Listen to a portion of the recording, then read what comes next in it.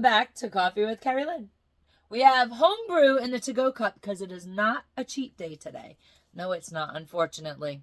I like my cheat days because I can eat all the dang sugar I want. And then I can pay for it for 2 days afterwards. About a year ago, I did a segment. It's called Broke Bitch Tips from the Homestead. It's on my playlist. Go watch it. I'm a funny girl. If you are having a bad life, if you're just having a bad day, just watch one of my videos. I'm really funny. My purpose in life is to make people smile. That is my superpower. That is what I've been told forever. That I can put a smile on anybody's face. So tune on in because my life is a train wreck 24/7. And you can't help, after watching one of my videos, honest to God, you can't help but feel better about your own life. Anyways, I did the segment. It's called Broke Bitch Tips from the Homestead. Go in the playlist, find it, watch it. It's funny. You take your homebrew, you put it in your to-go cup, you put your lid on it, you go do your barn chores, you don't get no shit in your cup. Go do your farm chores, you don't get no dirt in your cup. And when everybody comes over to buy eggs, you're walking around with your fancy to-go cup. They think that you went to the coffee shop that morning, and then they think that they're paying for too much eggs. So that's a slight drawback there. But anyways, I didn't put my egg prices up. They all saw me walking around with my to-go cup. They thought I had the real McCoy in there, and it's just being stealthy wealthy because it was homebrew. And I buy Maxwell House. I'm still buying the Maxwell House, but I've changed my drinking habits over to New England coffee. I found their Captain Griswold series. I like every single one of them because I like that strong, robust, dark coffee. And we don't put no sugar in it. So it's really strong and robust. I have like a keto coffee during the day. And it's just coffee, strong as I can get it. And cream, heavy cream. Put your heavy cream in there and you go all day. Let me tell you. We are on the no sugar added lifestyle. If you've been with my channel, you hear me talk about this all the time. And about now, you're like, geez, you're going to talk about it again? Yes, I am. For the people who haven't been to my channel, welcome. So about a year ago, it'll be a year in December, we actually started the no sugar added lifestyle. Isn't that great? I haven't had a potato chip since about the 15th of December, 2022. Not one, I haven't opened a bag of chips. I'm in charge of everything around here. I do the shopping, I do the cooking, so everybody had to follow suit. So what is the no sugar added lifestyle? People always want to know, is my food bland? Is you know, do we actually eat? What do we eat? Because everybody likes eating the processed food. That's no good for you. This is not dietary advice. This is not medical advice. This is just a thing that we do. This is the way we live our life.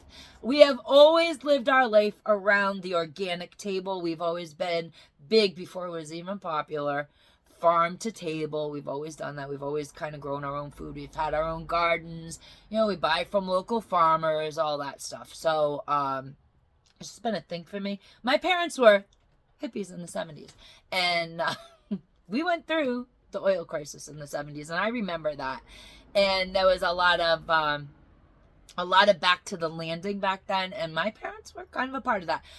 All week long, my daddy wore Armani suits. On the weekend, they all became big old hippies. So that's just, it was a tad bit confusing as a child.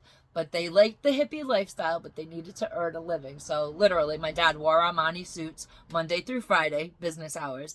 And when it wasn't business hours, they all wore their big old bell bottoms and their hippie shirts. And we lived a very upscale hippie lifestyle, and now I live my hippie dippy lifestyle. So just kind of it is what it is, and that's what my whole life has really been about. So what happened was in 2021 we got COVID so bad. It was 4 days before Thanksgiving. I came home from Thanksgiving dinner shopping, and I was just put my groceries away, and I really didn't feel good. And I said to himself, I'm gonna just, you finish the groceries, I'm just going to go to lay down because I'm just not feeling good. I didn't get out of bed for 21 days. I don't remember 99.9% of the stuff that happened to me. I do not remember. Maybe it's just a way that, you know, blocking it out, and it's a good thing because from what little I do remember and what little himself has told me how bad I really was, it's really painful. It's really painful. So I lost 21 days of my life. I basically did not come out of this. I have no recollection until about mid-December. Not only did I lose 21 days of my life, I lost 19 pounds. I lost 50% of my hair. I lost my eyebrows. I lost my eyelashes. I lost cognitive function. I lost motor skill. And I lost brain power. I don't like to say I got brain damage, but I know I did. And that's how the medical community puts it. You've been brain damaged, my dear, from the COVID. Yeah, okay. It took me a year to come back. And it was really, really, really hard. And it took me about a year to come back. And in between, I had, all the other new strains. And last December, I said, listen, I have always believed in the gut-brain connection.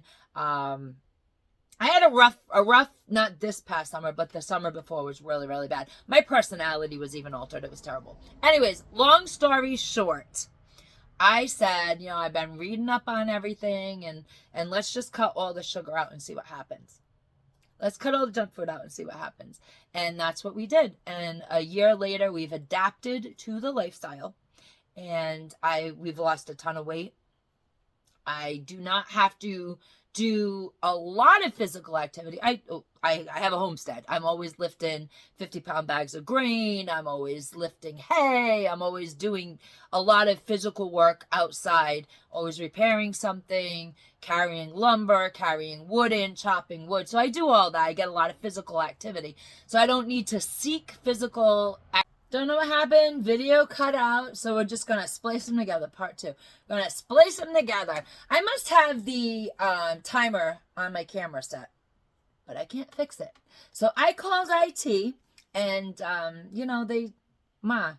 go here, go there, there it is. It's all fixed. No, it's not. So IT will be down very shortly to fix my camera issues. It's nice having kids. The big joke in the family is I used to be a tech guru. Like I had all the tech, I had all the gadgets. I was constantly, I was tech obsessed. I was so tech obsessed, I own my own website company before the technology was what it is today. Ladies and gentlemen, beautiful creatures, I basically built, when the internet first started, basically your website was just a digital business page. You had your business name, you had a telephone number, you had an email address, and you had some photographs on there, and people still had to call you or email you to order from you. This is that long ago when it all began. I was there with my website company, Liquid Graphics. I was there making websites for people. And so I remember HTML, I remember XHTML. I learned how to write code on a TSR 80 in my junior year of high school, 1988.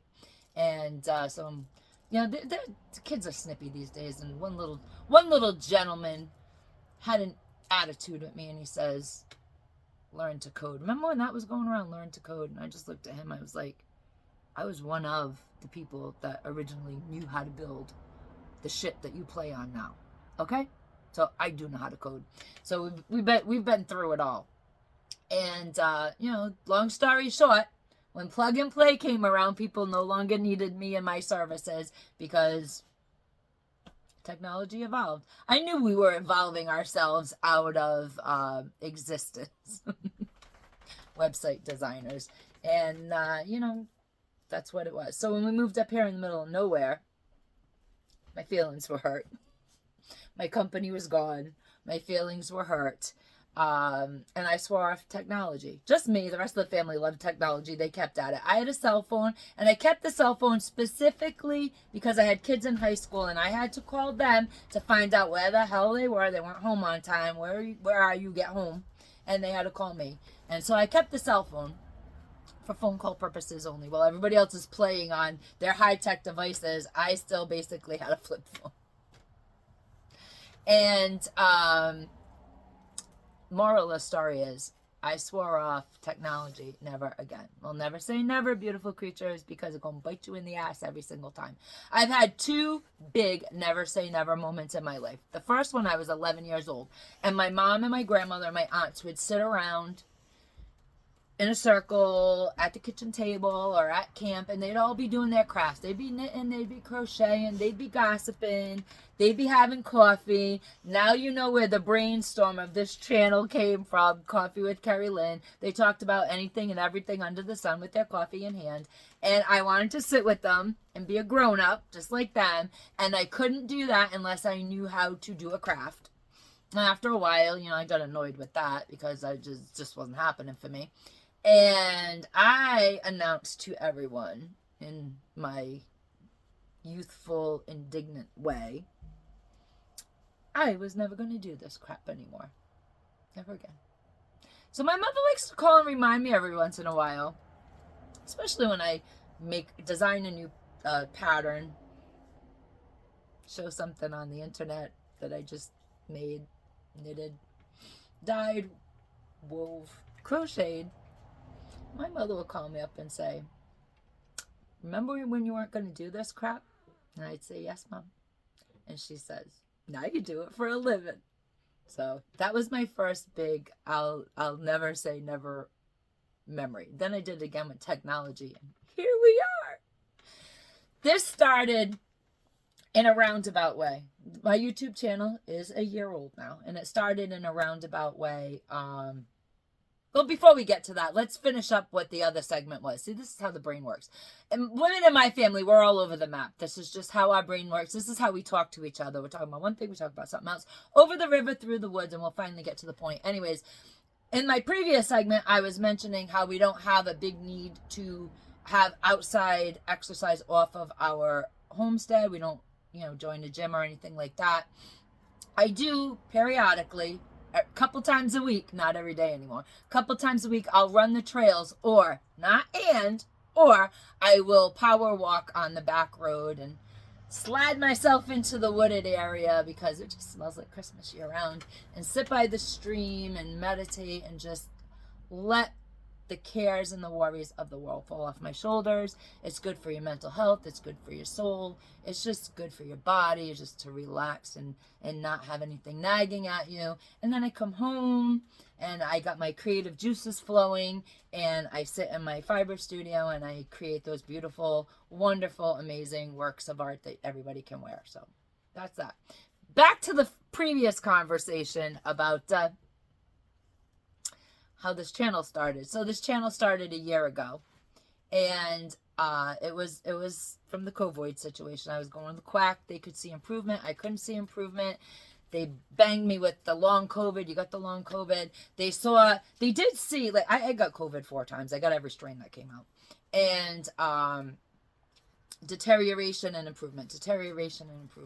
And then I went on this long slide of deterioration. So they were wondering, did you have a stroke? Do you have blood clots? What's going on? So there was a lot of stuff going on. And I just couldn't see the improvement coming out of anything. So when they started seeing improvement again, they were like, why don't you just video yourself a little bit every day? Just one video. Sit down and make a video, and then you'll be able to see what we're seeing, because you're definitely progressing. So I did. And then it was getting boring. So then the quack, my quacks and my nurses, they're not just my quacks and my nurses. There's an outside of the medical setting relationship, because I come from a small town and we have a lot of friends. And they happen to be the quacks and the nurses. So they suggested Facebook Lives, because that would give me on my private Facebook page. That way, people could ask me questions, I could answer it. It wouldn't be so boring. People could see my improvement and then reinforce with me that I was improving, because I was insisting I wasn't improving. And long story short, those started going really good. So in October of 2022, I went to the quack's office, got one of my final clearances that everything was A-okay, and I had improved, and you too can improve from long COVID. I announced I was starting a YouTube channel because I think I need more. I mean, my vocabulary was still lacking at that time. I was just coming to the realization from watching videos over and over and over again that I was horrifyingly not me the summer of 2022. I would have to take my walks and stuff, and I would carry a map so I could get home because I would get lost on a route that I've been walking for 15 years. So I definitely knew that summer things were really bad, really off, and people tell me I'm improving, and I'm not seeing it. So anyways, in October of 2022, I announced to everybody because I could finally start seeing my improvements. I'm going to do some public speaking, see how that goes over, because it's more exciting. Who knows? Maybe you see the video, maybe you don't. I don't know. I don't care. And that's how this started. And we have our little variety show here of just chit-chatting about everything and anything under the sun. So the YouTube channel is born, Coffee with Kerri-Lynn. And if you watch videos from last year, the beginning of last year, this time last year into the beginning of 2023, they're funny. They're absolutely hysterical, and I don't have words back then. I just freeze and blank.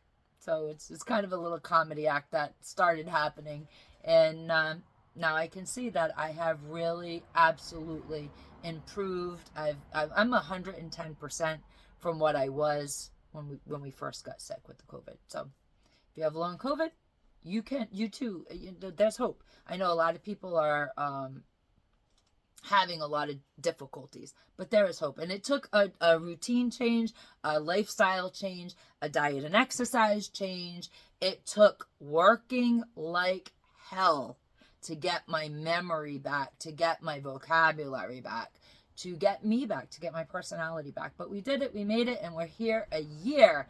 And I think that's going to wrap up this video because it's going to be a pretty darn long one. So we will come back with more things to chit-chat about. So that's what we do here. We talk about everything and anything under the sun. If it pops into my head, it's going to fly out my mouth. And 90% of the time, it's hysterical because I'm a funny girl and my life's a train wreck. So if you come here, I hope I've made you smile. If you stayed till the end of the video, thank you very much. Please think about liking and subscribing to our channel. That way you too can be notified when we put up better videos than this. This is just kind of a recap on life. So we'll be talking to you guys in the future. Carpe diem, beautiful creatures of the world, because no one promised you a tomorrow.